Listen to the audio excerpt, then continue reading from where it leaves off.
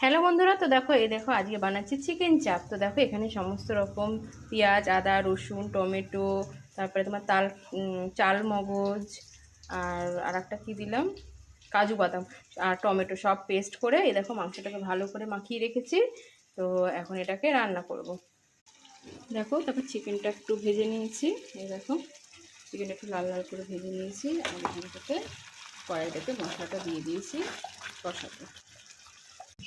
এই দেখো তোমার চিকেন চাপটা প্রায় হয়ে গেছে।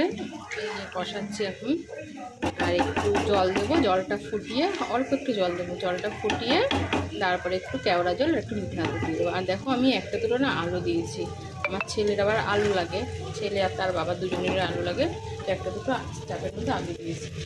আর এই দেখো এখানে একটা পোলাও হচ্ছে। আর সব কিছু ফোড়ন দিয়ে গোটা গরম মশলা, তারপরে তোমার কাজু কিশমিশ সব কিছু ফোড়ন দিয়ে চালটাকে একটু ভেজে নিচ্ছি। ভেজে নিয়ে তারপরে এটাতে জল দিয়ে দেবো।